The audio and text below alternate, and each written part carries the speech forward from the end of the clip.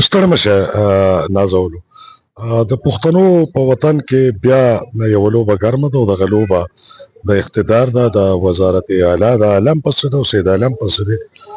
موږ د لوږې نه مرو او دلته عجیبه عجیبه خبرې، خو په هر حال دا اشرافي عمل دی، د اشرافي سیاست دی، د اشرافي دپاره د هر څه دي. نو دغه چې دی نو نقصان او تکلیف او دک او درد خو به دوام وي، خو د خواصو دې سره سویمه.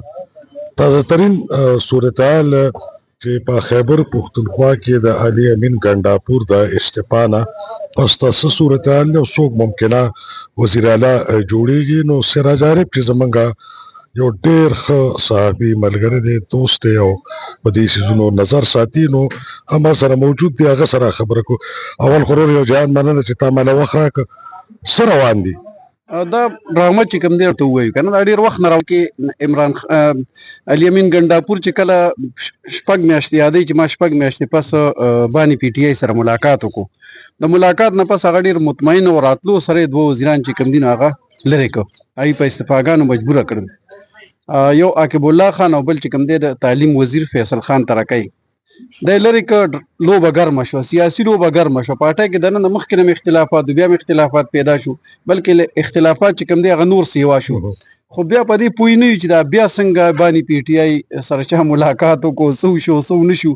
چې علي امین ګنډاپور ما ته نه دی پکار، او علي امین ګنډاپور هم دا مشر چې کوم دی باني پي ټي آی عمران خان د هغه امانت دی او ما پرېښو. بیا بل بیان راغی چې که ما ته بیا دوباره بیا چې کوم دی نو په دغه کې دا لوبه ګرمه شوه چې سهیل افریدی چې کوم دی د هغه نوم مخې ته راغی، خو بیا هم چا تصدیق نه کو. جنید اکبر دا ووایي په هغه وخت باندې چې داسې ډرامه ده او پارټۍ دننه هېڅ قسمه اختلافات نشته. خو پارټۍ کې د ډېر وخت نه دغه اختلافات راکیسې روانې دي.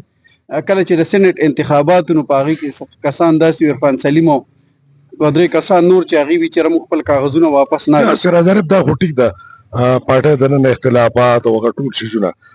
اوس دا راته ووایه چې زمونږ دلچسپي په دغې کې نه ده، دلچسپي زمونږ د ټولو اورېدونکو کتونکو په دې کې ده چې د خیره سره زمونږ نوی حاکم څوک جوړېدونکي دي.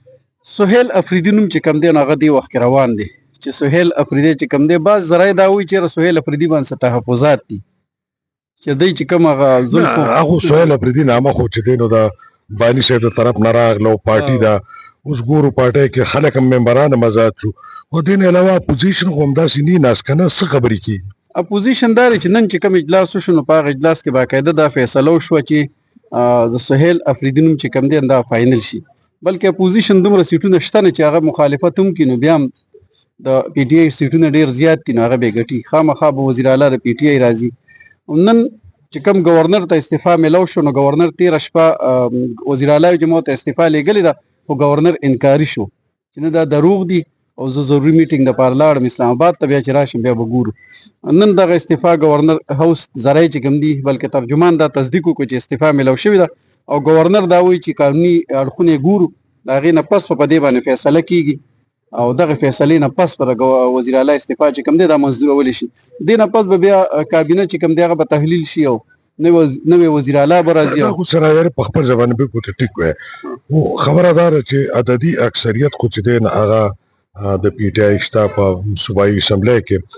او څنګه چې تاسو خپلو کې خبرو کوم وی چې د پی ټي آی دننه اختلافات دي او دا اختلافات په تنظیمي لیول نه بر چې دی په منتخب نمائندګانو په لیول دي. اوس څنګه چې علي امین ګنډاپور استعفا ورکړه، دغه شان د الیکشن کمیشن اف پاکستان هم فیصله راغله او د پی ټي آی ټول ممبران چې دی هغه آزاد دي. نو چې تا آزاد چې په تاسو پابندي نشته، نو آیا په دې کې بس خرید او فروخت یا سیاسي وفادارۍ بدلول لکه دا هم یو امکان لري چې یو 15 خلک خو دې خوښ کې نه لري؟ شته پکې، ځکه دې ګروپ بندیان دي. ګروپ بندیان چې کوم دی نو دوی کې داسې خلک شته چې هغه علي امین ګنډاپور دي. اوس په دې کې 3 نومونه نور مخې ته راغلي دي، په هغې هم خبر روانې. عاقب الله خان دی او یو چې کوم دی مشتاق غني دی او بل نوم شکیل خان دی د بټخیري. اوس که دا درې واړه ودرېږي، یو نامزد شو دا دوه داسې آزاد ودرېږي، خو د پی ټي آی ووټونه به تقسیم شي که نه؟ نو چې تقسیم شي نو بیا خو اپوزیشن ته موقع ده. اپوزیشن کې د احمد کونډې او د مولانا فضل الرحمن د رور نوم هم راځي، د ډاکټر عباد د امیر مقام د رور نوم وروسته لاړ چې کوم اپوزیشن لیډر و، خو دا دوه نومونه هم را روان دي. ستاسو خبره بالکل ټیک ده. دا هم کیدی شي چې خرڅ شي ځکه چې آزاد امیدواران دي او بلکې تاسو ته مو چې ګروپ بندي ده د الیمین ګنډاپور بیل خلک دي د جنوب اکبر بیل خلک دي د خپلو کې تقسیم دي لکه دې نه مخکې که تاسو وګورئ نو سینټ انتخاباتو کې موږ خپل امپیاګانو سره خبرې کړې وي نو هغې کې څه خلک چې کوم دي نو هغه د عرفان سلیم او سره نورو چې کوم آزاد ولاړو نو په دې کې هم دا مسله روانه ده. زما معلومات خدا دي چې کم دوا سهیل اپریدي په باره کې خو یا د پی ټی آی د وزیر اعلی باره کې خو اسټابلیشمنټ نه دی تیار خو دوه نومونه مخې ته راغلي احمد کونډي او ورسره د مولانا فضل الرحمن درور نو خو زیات خلک دا وایي چې احمد گورنر به استعفا ورکوي او احمد کونډي به وزیر اعلی راشي.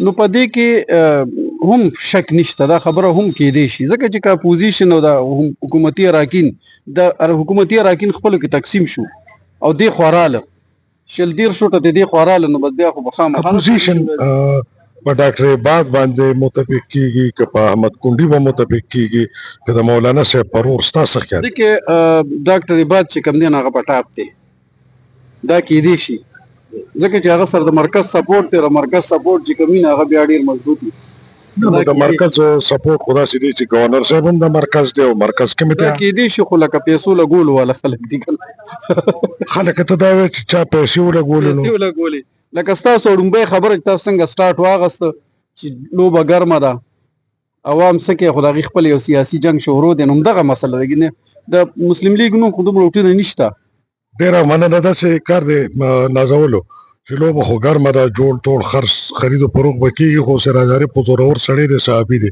زه خو عام سړی یم نو دی چې چا سره پیسې به وزیر اعلی کېږي د امیر مقام رو ډاکټر عباد سره پیسې دي خبره دا ده چې زه خو د زور نیم د زورورو د خلکو کنه نو ما زه ورسره ډېر ګپ ولګوم دی به هوموپیتک شانتې خبرې وکړي خو دی ظالم دا ټکه نه ده وي چې مالدار سړی به وزیر اعلی کېږي او اسټابلیشمنټ ته قابل قبول چې دی نو سهیل اپریدي نه دی یا پی ټی آی نه ده نور خو که مالداري مي او آلریډي دي سره روانې مي په جخ کې نو څه مشکل خو به نه واره الله څه خبرې چوکې دا د غاړې زه یې ذمهواري نه اخلم زه دا نه مال اجازت راکړه الله پاک